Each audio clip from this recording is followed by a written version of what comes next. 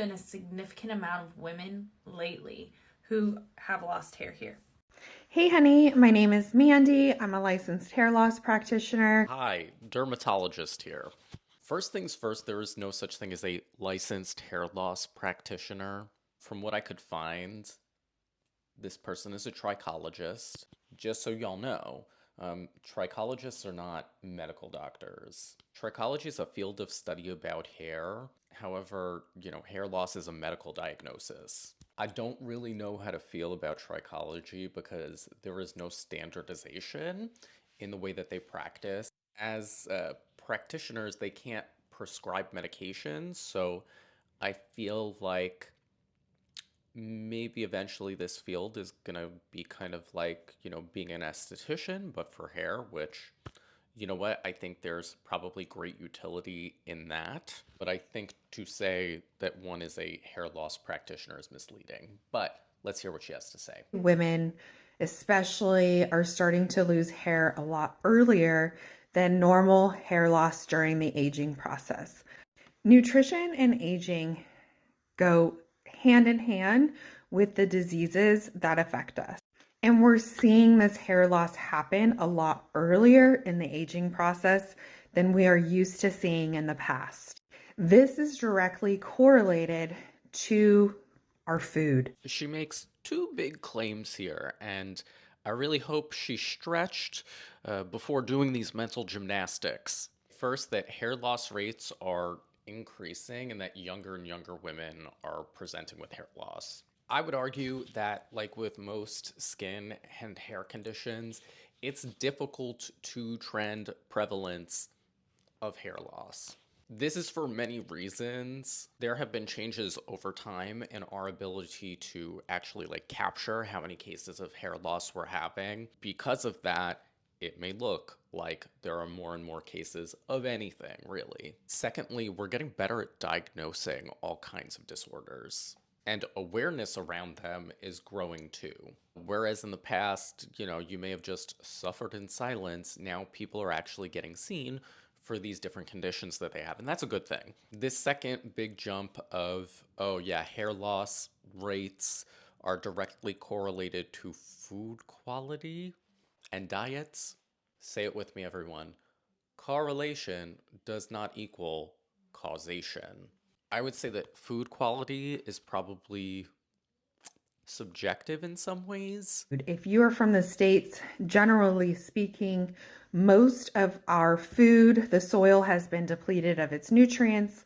Our food is genetically modified, and therefore, when we're eating it, we're really not getting the nutrients from the food that we should be getting. When it comes to meat, generally speaking, most animals are fed on a corn diet in the United States. In other parts of the world, animals are fed on a whole grain diet or a multitude of grains.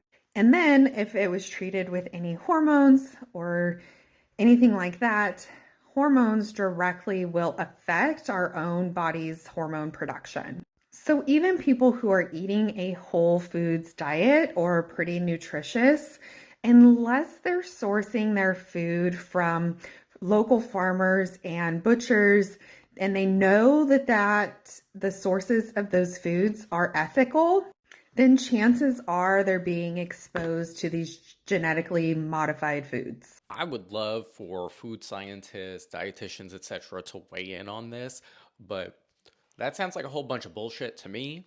If there were not sufficient nutrients in the soil that our food is grown on, the plants would not grow. And from what very little I know about agriculture, that's part of the reason that you need to rotate crops. Also, I have never seen any case of foods that are genetically modified being less nutritious than other foods. And yeah, as somebody who has treated hundreds, if not thousands, of people with hair loss, I have never encountered meat specifically being a source of hormones that are causing people to have hair loss. Now, research in this has been going on for a while, but it's just now really hitting the nutrition and dietetics field. It directly correlates to hair loss And even though when your part is starting to widen, we generally classify that as androgenic alopecia. However, when you're not getting your nutrition, it's going to show up in the same way. So the best thing you can do is to take supplements that have really good absorption rates so that you're getting all the nutrition, even if you're eating a whole foods diet, so that your reserves stay up. Your body eats first and your hair eats last. Your body eats first, your hair eats last. Where is your hair growing from? Let's talk about nutrition and nutritional deficiencies and hair loss. Throughout this video, she's making big, sweeping generalizations about, hair loss in general.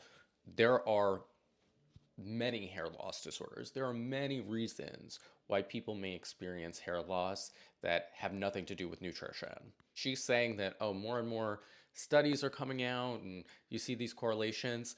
Please cite one, because nary a citation in sight. Hair loss can be the result of various different nutritional deficiencies. In a hair loss workup, we do blood work to check for these things. And I will tell you, in the cases that I've seen, very rarely has this been the issue.